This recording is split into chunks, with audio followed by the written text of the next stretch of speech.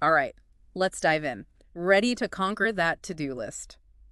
Today, we're taking a deep dive into Do It Today by Darius Foroux. Well, this is a good one. It is right. If you're, like me, constantly searching for that productivity magic bullet, this book is a gold mine. And maybe a little bit of a reality check, too, right? Yeah, absolutely. It's not just about quick fixes and hacks. It's more about really digging deep and figuring out why we procrastinate in the first place. Yeah. What's the root cause? And building systems that actually work for the long haul, not just a burst of productivity and then right back to square one. Exactly. And, Thoreau doesn't make it all doom and gloom. He's actually got a really great sense of humor. Like, he starts the book off with this hilarious story about his first job selling mobile phone contracts as a teenager. I loved that part. Oh, so relatable. He talks about all the crazy ways he would avoid actually making those sales calls. Like spending hours creating these super detailed call summaries for calls he hadn't even made yet. Anything but the actual task, right? Right. I think we've all been there. I know I have. Totally. I mean, who hasn't spent like an hour organizing their desk when they have a big deadline looming? Oh, yeah, guilty as charged. But then he, brings it back around and makes us realize that procrastination isn't just a harmless quirk. It can actually have some pretty serious consequences. Like, Yep. studies have linked it to, increased stress levels and even health problems. Yeah, it's easy to kind of brush off procrastination as just, oh, I'm being lazy. But when you see the research and how it actually impacts not just your work, but your overall well-being, that's a wake-up call for sure. It is. And that's where I think the power of systems comes in. Because Forough really emphasizes that relying on willpower alone is just not sustainable. It's like a muscle that gets tired, right? Yeah, exactly. He shares this story about his own experience in college where he was like drowning in this chaos of studying and trying to stay on top of everything. And then when he finally implemented a system, it was like this huge weight was lifted. It seems like a key part of that system is like minimizing decisions. So if you've already decided when and what you're going to study, then you don't waste that precious willpower trying to decide every 5 minutes. Right, that's so smart. And it actually makes sense, right? I mean, there's research on decision fatigue. The more decisions we make throughout the day, the more our willpower just gets drained. So if we can eliminate those decisions, it frees up our mental energy for the actual work. I love that. So what are some of the key elements of a good productivity system, according to Forough? Well, he talks a lot about setting, self-imposed deadlines, like creating that sense of urgency, even if it's not coming from an external source.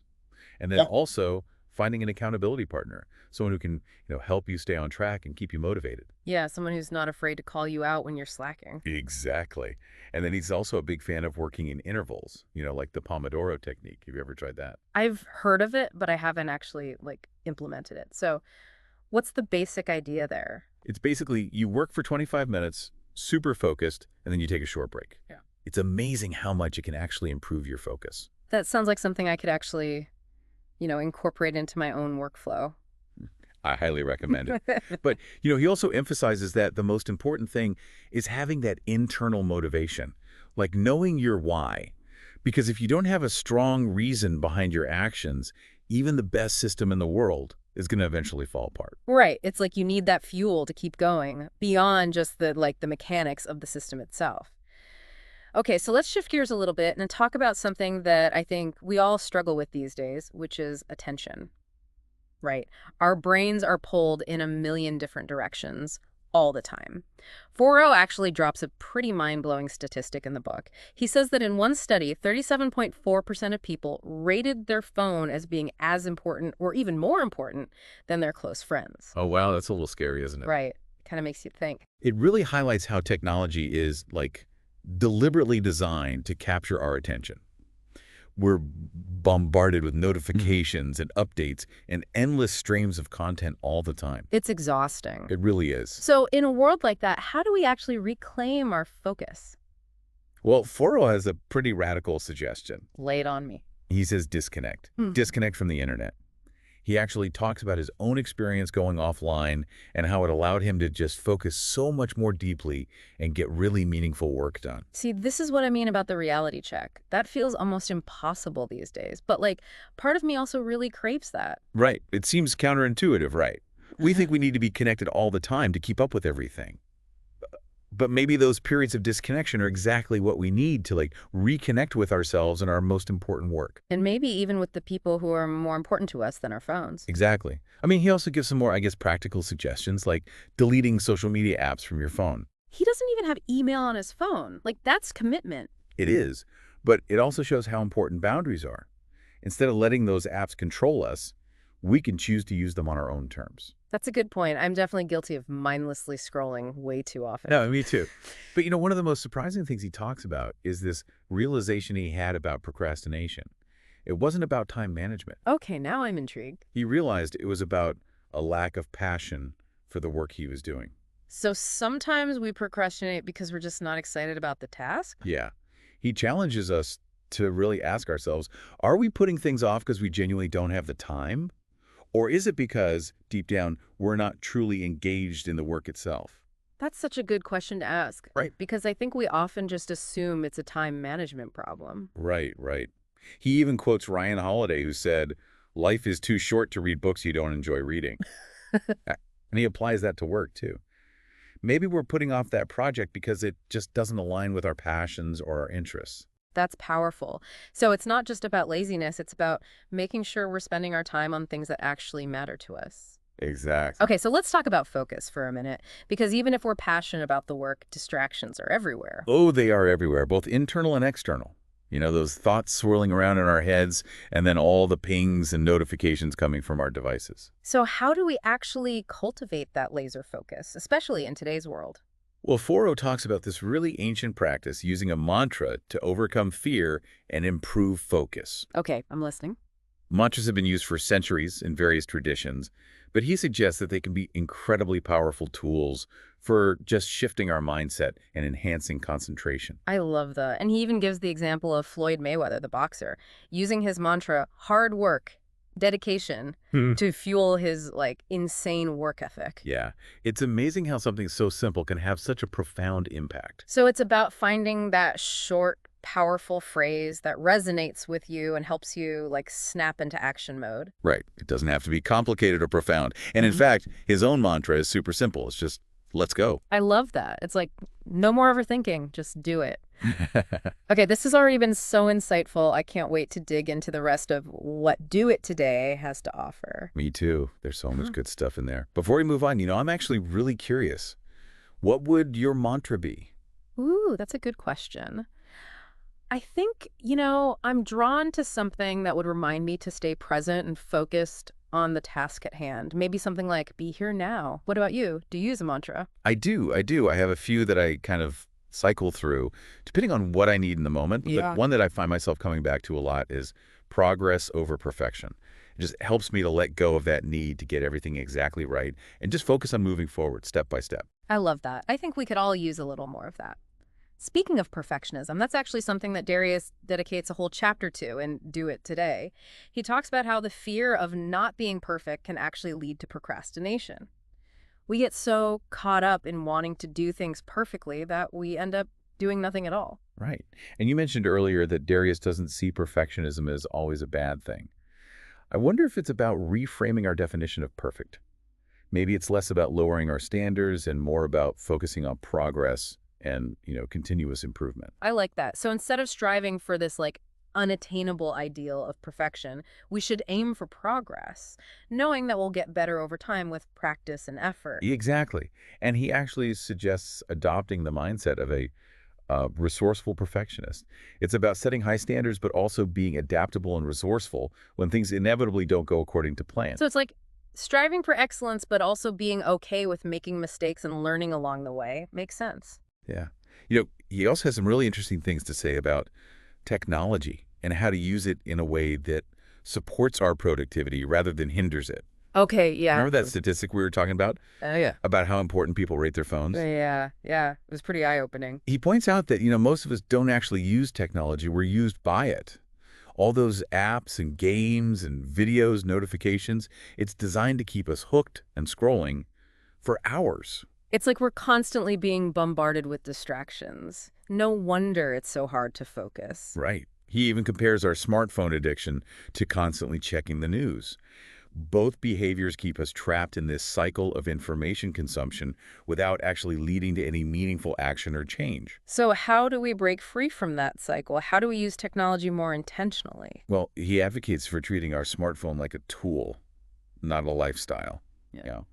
And one of the suggestions that I thought was interesting was this idea of deleting all those tempting social media and news apps from your phone. He doesn't even have email on his phone. I can see how that would be helpful, but it also seems pretty extreme. Is it really realistic to completely disconnect from email and social media these days? Well, it might not be feasible for everyone, but the point is to be more mindful of how we're using these technologies. Instead of letting them control us, we can choose to use them on our own terms. So it's about setting those boundaries, being more intentional about when and how we engage with technology. Exactly. And he also talks about the importance of setting boundaries with email.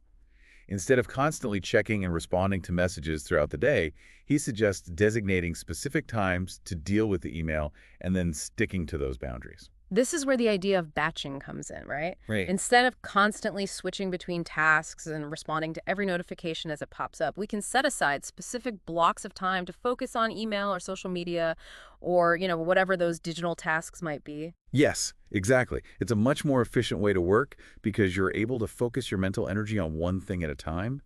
And then, when you're not working, you can truly disconnect and recharge. He even recommends going offline completely for certain periods of time. Now that sounds like a challenge, but I can also see the appeal. Imagine how much more relaxed and present you would be if you weren't constantly checking your phone or thinking about work. It's definitely something to think about. He argues that those periods of digital detox can do wonders for our focus and our creativity and just our overall well-being. Okay, let's talk about reading, because I know this is something that Darius is a huge advocate for, and he actually shares his strategies for reading over 100 books a year in Do It Today, which is impressive. It is. I love that he dedicates a whole chapter to this Yeah. because it shows that he recognizes reading as a powerful tool for personal growth and development. Absolutely. He really emphasizes that reading isn't just about passively consuming information. It's about actively engaging with ideas, expanding our perspectives, learning from the experiences of others. He even quotes Otto von Bismarck, who said, "Fools learn from experience.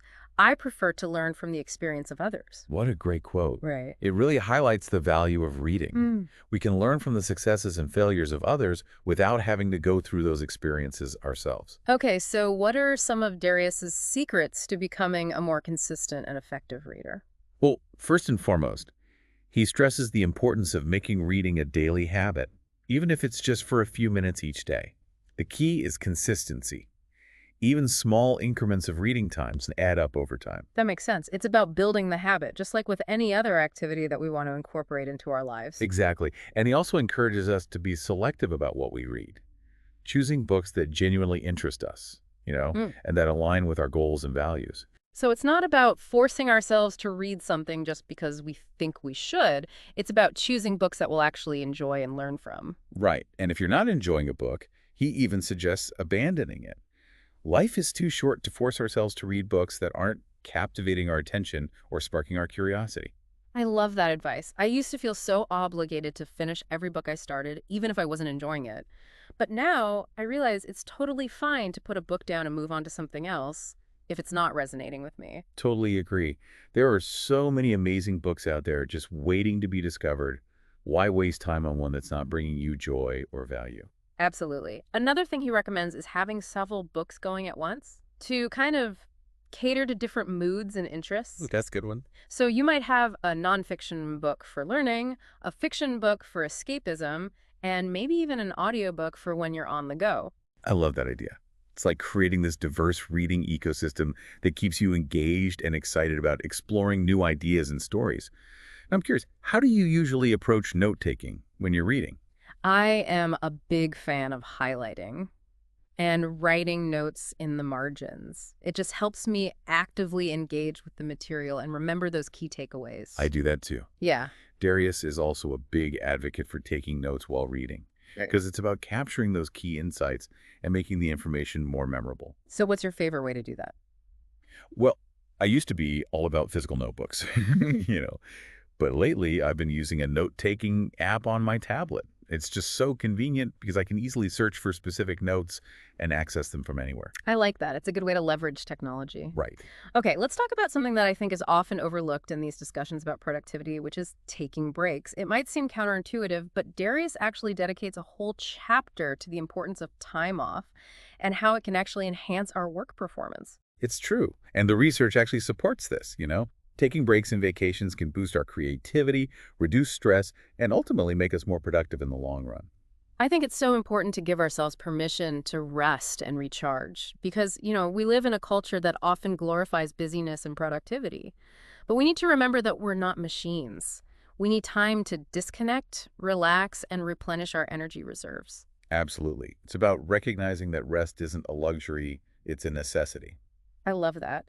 And Darius actually shares his own experiences with taking extended breaks from work and how those breaks allowed him to come back feeling refreshed, re-energized, and more focused. He even mentions a physicist who co-authored books with Stephen Hawking, who argues that downtime allows our brains to process information and make sense of our experiences.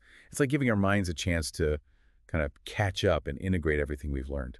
It makes you wonder if, when we're constantly bombarding ourselves with information and stimulation, are we really giving our brains the time and space they need to do their best work? Right. It's a good question. It really highlights the importance of finding that balance between work and rest, between input and integration. I love that. And Darius points out that taking breaks strategically throughout the year can actually help us avoid burnout and maintain a sustainable level of productivity. He also emphasizes that vacations shouldn't be stressful. Like if we're constantly checking email or worrying about work, then we're not truly allowing ourselves to rest and recharge. He even recommends embracing boredom during our time off. That might sound strange to some people, Yeah. but I think there's a lot of wisdom in that. In our hyper-connected world, we're so used to being constantly stimulated that we've forgotten the value of boredom.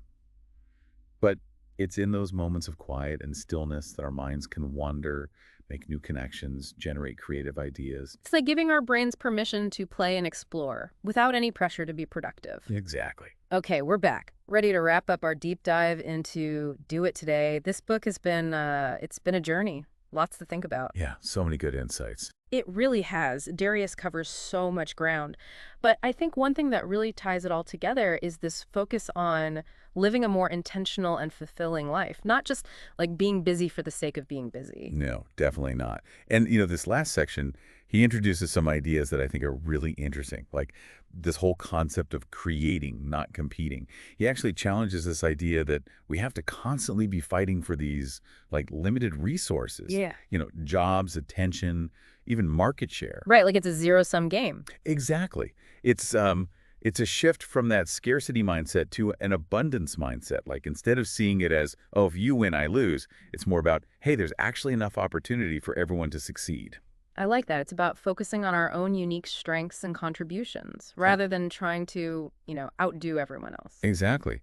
And, it can lead to much more fulfilling work because you're driven by this desire to actually create something valuable, not just trying to climb the ladder and get ahead of everyone else. Yeah, makes sense. It reminds me of that Steve Jobs quote, your time is limited, so don't waste it living someone else's life. Oh, yeah, that's a good one. Right. It's about trusting your own instincts and carving your own path. Exactly. And to carve your own path, Darius really emphasizes focusing on your strengths and developing that unique skill set, something that allows you to add value to the world. Right. Like not trying to be good at everything, but really honing in on what are you naturally good at, and then how can you develop those skills? Yeah.